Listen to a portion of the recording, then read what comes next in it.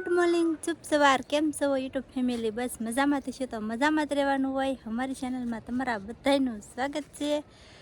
આજે આપણે મોડો જ બ્લોગ શરૂ કર્યો છે, કેમ કે મોડો બ્લોગ શરૂ કરવાનો ને તે જ મારો વારો આવે. ત્યાં સુધી કાંઈ મારો વારો આવે નહીં, સાહેબને ટાઈમ ન હોય એટલે એ આપણને આપી દે મોડા બ્લોગ શરૂ કરવાનું. એટલે મેં ચાલુ કરી દીધો છે. અને ખાસ કરીને વિડીયોમાં બન્યા રહેજો. વિડીયો ગમે તો એક લાઈક કરી દેજો. તો બન્યા રહેજો. હાલો આગળ શું થાય જોઈએ. હવે ફેમિલી આપણે આવતા રહીએ છીએ બધે આટો મારવા, કેમ કે ઘેરે બધા નવરા હતા તો નવરા બધે આટા મારીએ આમાં ઝાડવામાં ને એમાં બધે જવો આમાં બધાય. અને જવાનું છે અંદર આપણે આટો મારવા. અહીંયા મધ હતું, જો મોટું જબર હતું, તમને દેખાય કોઈ નહીં.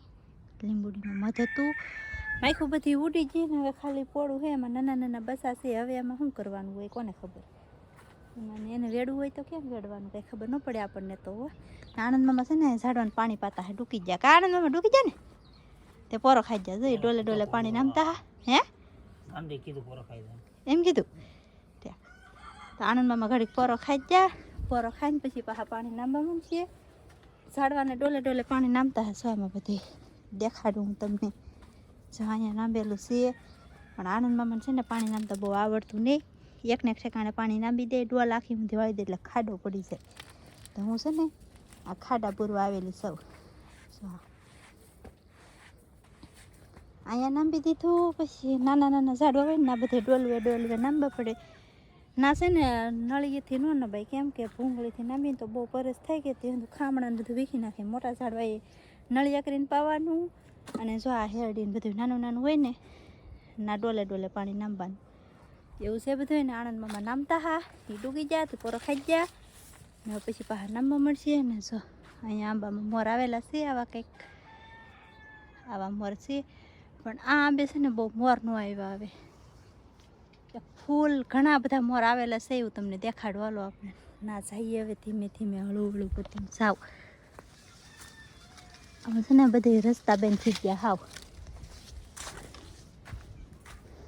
અહીંયા મોર આવેલા છે. આ આંબાને ઘણા બધા આપડખેથી નહીં દેખાય તોય તમને અહીં દેખાડું. જુઓ છે કેટલા બધા છે. જો મોર તો ઘણા બધા આવેલા છે, પણ હવે જેટલા રહે એટલા હાસા. જો આવું ધોળા મોર થઈ જાય કે એટલે ખરી જાય. જો આવું થઈ જાય કે ત્યાં બધું પકડું થઈને ખરી જાય. એમ તો નાની કેરી થઈ ગયેલી છે આમાં. જો મસ્ત મજાની. વાવ, કેવી કેરી. જો આવી કઈ કેરી થઈ ગઈ છે નાની. હજી એક આંબે આની કરતાં મોટી થયેલી છે, પણ એ તમને હમણાં દેખાડવાની નથી. આપણે પછી આગળ જોજો, પછી જોવા મળશે. હજી અહીંયા પાણી પાવાનું બાકી છે. પછી એક આ લીંબોડીને પાણી પાવાનું બાકી છે.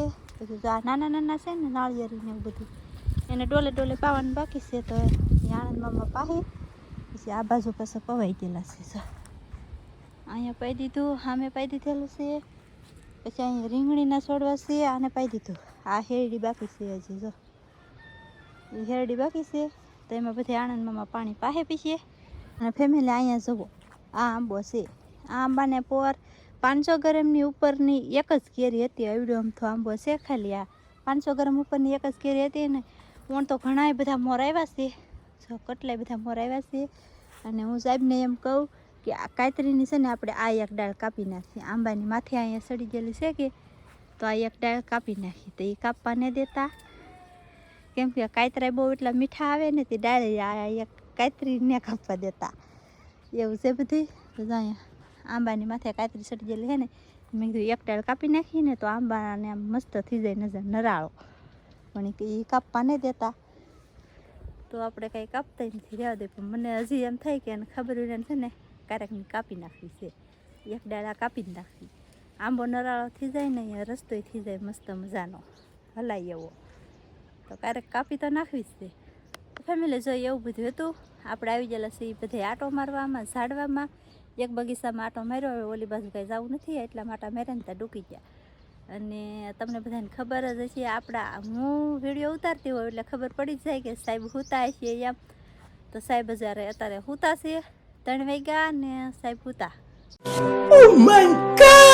4 વાગ્યા લગન હોવાનું છે અને પછી પાછા જાહે ગામમાં થોડું કામ છે તો ગામમાં જવાનું છે અને એને દરિયામાં જવાનું હોય રાતના 12 વાગ્યે 12 વાગ્યે આવ્યા હા તો દરિયામાંથી કંઈ ખબર નથી પકડીને આવ્યા હા શાક ને દિવસેથી 12 વાગ્યા પછી 1 વાગે દરિયામાં આવ્યા પહેલાં બંધન પકડીને વહી આવ્યા પછી ધનજીને એના પપ્પા પાછા ગયા શાક ગોતવા શાક બંધન પકડીને લાવ્યા એ બધું વેસ નાખ્યું પછી પાછા ગયા ટીટમ પકડવા તો એ વિડીયો દરિયાઈ ખેડૂતમાં આવેલો છે તો એમાં જોઈ લેજો કે આવવાનો છે તો એમાં જોઈ આવજો ટીટમ કેવડા લાવ્યા એમાં તો જોઈ આવજો તો ખરામાં ધનજીએ ટીટમ પકડ્યા ગારામાં ગળીને તો એવા ટીટમ એ લાવ્યા હા ને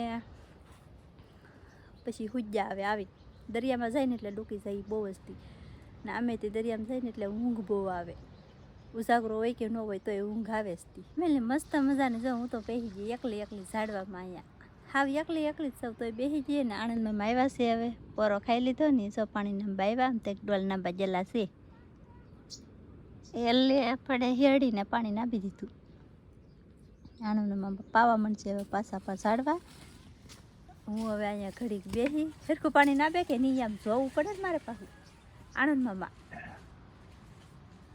બીજા ડોલ ભરવા તો હાલો આપણે ઘડીક અહીંયા બેસીએ હવે મસ્ત મજાનો વહાર આવે અહીંયા ઘર કરતાં આમ પાછું અહીંયા સારું લાગે અહીંયા વહારે સારો આવે અને ઘેરે તો બધી કોલો ઓથારો પડે ને એટલે વહાર ન આવે તો ફેમિલી ઘડીક બેઠી આણંદમાં પાણી હજી નાંબે છે તો આમ તક નાંબા જેલા છે અને હવે આપણે ભાજી ઘેરે તો અહીંથી જવાનું છે ઘેરે આણંદમાં જો જાય વાકા હું અહીંયા ભાગવું હવે ઘેરે સાહેબ હજી સૂતા છે સાહેબને સગાડવાનું ટાઈમ થઈ ગયો છે હવે સગાડીએ પછી ચા પાણી બનાવીએ ચા પાણી પીને જાહે ગામમાં પાછા એવું બધું છે ગામમાં જાય જમરૂખ આવેલા છે અહીંયા મસ્ત જમરૂખ જવાઈ રહ્યું કેવું મસ્ત જમરૂખ છે કે નહીં એકદમ પણ છે ને પાકતા નહીં હબ કે દૂસને વાટ જોઈ રહ્યા પણ જલ્દી પાકતા જ નહીં બોલો આપણે હળવું કરતાં પગી જાય ઘેરે સાહેબ જવા અહીંયા સૂતા છે આજમાં પંખાની જરૂર નથી સાહેબને કેમ કે આમ થોડોક વહાર ને એવું આવે છે પંખા વિના ના હોતા ને શરૂ ન કરવો નકર પા ક્યારેક તો ખીજાય પંખો શરૂ કરી દઈ છે એટલો પવન ને એવું હતું ગરમી નહોતી થતી તો પંખો શરૂ કરી દીધો મને શરદી થઈ ગઈ એમ કે પાછા એટલે આજમાં કાંઈ પંખો એને શરૂ કરી દેવો ને એમને ઘડી ખુવા દેવા હે 5-10 મિનિટ હોવા દેવા ને પછી આગળ જગાડી લઈએ એવા ઘેરે ને જો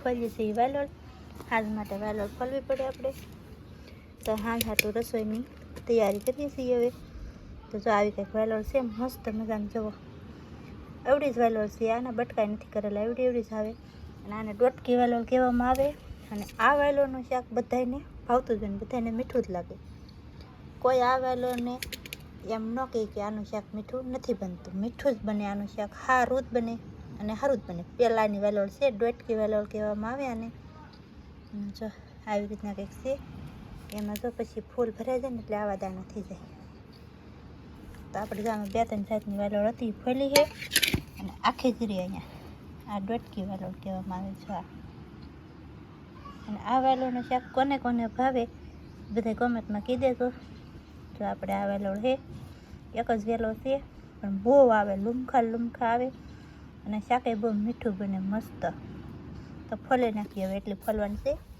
એટલી ફોલાઈ ગઈ થોડીક અમારે બહાર હજી તોડવા ગયેલા છે તો એ તોડીને આવે તો આપણે ફોલી નાખીએ ગયેલા હતા પાછી વહેલો તોડો એટલી જ તોડી નથી હવે પાછી તોડી લેવા તો ફોલ નાખી પછી આજકાલ આ થોડી એમ મોટી બધી આ વેલોનું શાક મસ્ત બને છે આમાં દાણા કવડા મોટા આ વેલોનું શાક બહુ મીઠું બને નાનું આ વેલોનું શાક કોઈ એમ કહે નહીં કે સારું ના બનતું એમ બધા એમ જ કહે સારું જ બને એમ સાબી ગયા ગામમાં આપણે વેલોડ ફરતા હાંસ પડી ગઈ છે તો વિડીયો અહીં પૂરો કરી દઈશું તો વિડીયો ગમ્યો હોય તો લાઈક કરજો શેર કરજો ચેનલમાં નવા હો તો સબસ્ક્રાઈબ કરજો તો ફરી પાછા મળશું આપણે કાલના વિડીયોમાં તો જય માતાજી બાય.